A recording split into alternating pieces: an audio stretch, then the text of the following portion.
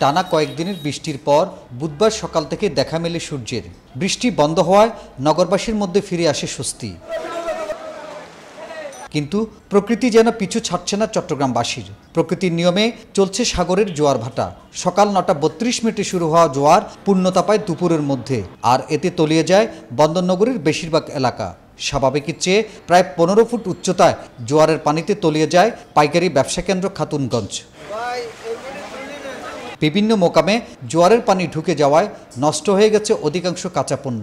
টাকার অঙ্কে এ ক্ষতির পরিমাণ কয়েকশো কোটি টাকা হবে বলে দাবি করেছেন ব্যবসায়ীরা। এতে মারাত্মক লোকসানের আশঙ্কা করছেন তারা। এক সপ্তাহ যাবৎ, প্রায় 5 দিন যাবৎ আমাদের এই অবস্থা করে পানি ডলে ফেলতেছে। আমাদের গুদামের মালামাল, দোকানের মালামাল যা আছে সম্পূর্ণ নষ্ট হয়ে গেছে।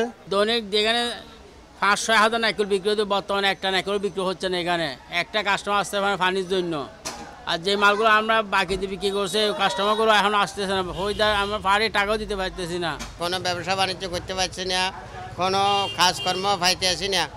অনেক দুঃখ কষ্টের মধ্যে আমরা দিন কাটাতে আসি। জলাবদ্ধতা আর জোয়ারের পানি থেকে খাতুনগঞ্জকে রক্ষা করতে খালের মুখে সুইচ গেট নির্মাণের কথা বলছেন ব্যবসায়ীরা।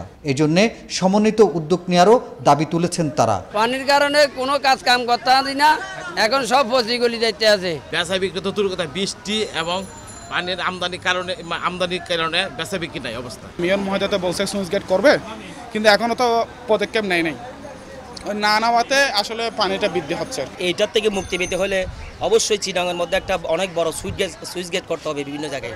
জোয়ারের পানিতে ডুবে গেছে চট্টগ্রামের পাইকারি ব্যবসা কেন্দ্র খাতুনগঞ্জ, চাকতাই, আসাদগঞ্জের কয়েকশো দোকানপাট। এইসব দোকানে ঢুকে পড়েছে জোয়ারের পানি। নষ্ট হয়ে যাচ্ছে কোটি কোটি টাকার মালামাল। এই অবস্থা পরিত্রাণে প্রধানমন্ত্রীর হস্তক্ষেপ কামনা করেছেন ব্যবসায়ীরা। হাসান ফেরদৌস, 21 টেলিভিশন, চট্টগ্রাম।